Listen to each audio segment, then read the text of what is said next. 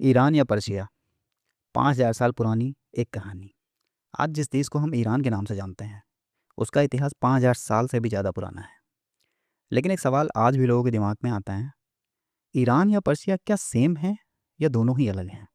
चलिए इस कहानी को शुरू से समझते हैं। तो पहला क्वेश्चन ये है कि पर्शिया था क्या? पर्शिया नाम असल में ग्रीक्स ने दिया था। जब साइरस द ग्रेट ने 4th सेंचुरी बीसी में एक महान एम्पायर एस्टेब्लिश किया था, तब ग्रीक लोगों ने उस एम्पायर को पर्शिया कहना शुरू कर दिया। ये वो नाम है जो परसा से आया है, जो उस ट्राइब का नाम था जहाँ से साइरस आए थे। इसलिए पर्सिया एक एक्सोनिम था। एक्सोनिम मतलब बाहर के लोगों के द्वारा दिया हुआ एक नाम। वहीं दूसरी तरफ ग्रीक मैथोलॉजी में एक और कहानी भी है, जिन्होंने पर्सिया का कनेक्शन हीरो पर्सियस से बना दिया और ये माना गया कि इनसे पर्शियन लोगों का जन्म हुआ है। ये ज़्यादातर एक माइथोलॉजिकल एक्सप्लेनेशन था, कोई हिस्टोरिकल फैक्ट नहीं है। तो फिर क्वेश्चन ये है कि ईरान नाम कहाँ से आया? ईरान नाम बहुत पुराना है। ये अवेस्टन लैंग्वेज का वर्ड अरियानम से आया है।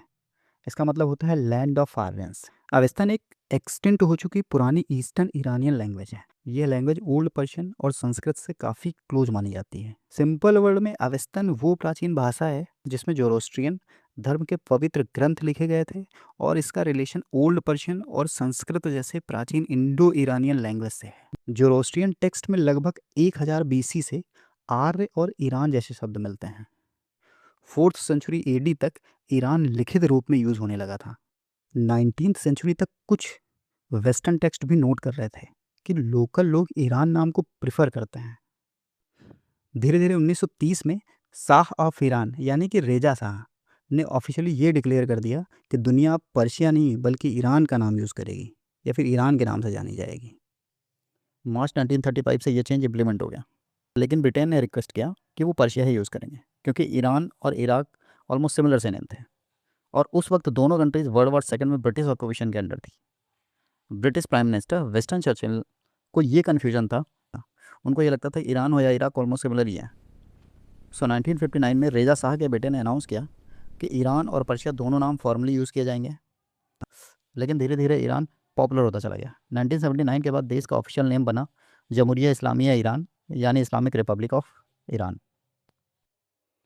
लेकिन 20वीं सेंचुरी में ऑयल की डिस्कवरी होती है जो मिडिल ईस्ट में सबसे बड़ा चेंज लेकर आती है। 20वीं सेंचुरी की शुरुआत में पर्शिया में ऑयल डिस्कवर हुआ था। 1909 में ब्रिटिश ने Anglo Persian oil company establish की, जिसने ईरान को ऑयल इंडस्ट्री पर ऑलमोस्ट कंप्लीट कंट्रोल दे दिया। इस डिस्कवरी ने मिडिल ईस्ट का पॉलिटिकल और इकोनॉमिक लैंडस्केप हमेशा के लिए चेंज कर दिया। वेस्टर्न पावर्स का इंटरफेरेंस धीरे धीरे बढ़ने लगा और इसी इंटरफेरेंस ने फ्यूचर में बैकलैश को जन्म दिया, जो आखिरकार 1979 के इस्लामिक रिवॉल्यूशन तक पहुंच गया।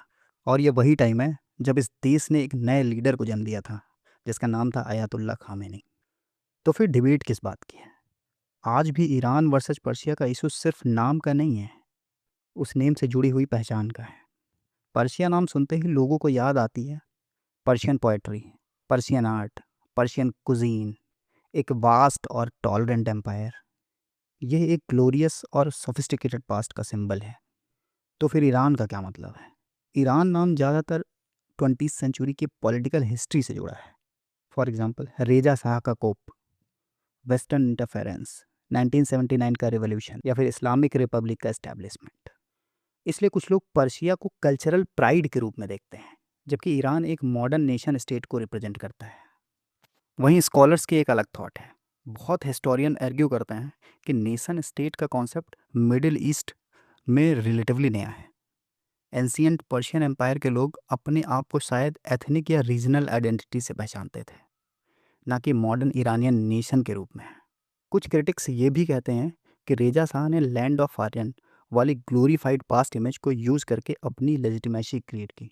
लेकिन आज की रियलिटी ये है कि आज ईरान नाम प्राइमरली नेशन स्टेट के रूप में यूज, लेकिन Persian food, Persian carpet, Persian literature, Persian poetry, इन सब के लिए पर्शियन शब्द ही यूज़ होता है क्योंकि यह एक डीप हिस्टोरिकल और कल्चरल कॉन्टिन्यूटी को रिप्रेजेंट करते हैं। तो सवाल यह है कि क्या एक देश का नाम सिर्फ एक लेबल होता है या फिर वो उसकी कल्चरल आइडेंटिटी को डिफाइन करता है? ईरान और पर्शिया की कहानी सिर्फ नाम की कहानी नहीं है, उनकी एक अलग पहचान की कहानी जो 5000 सालों से चल रही है और आज भी जिंदा है।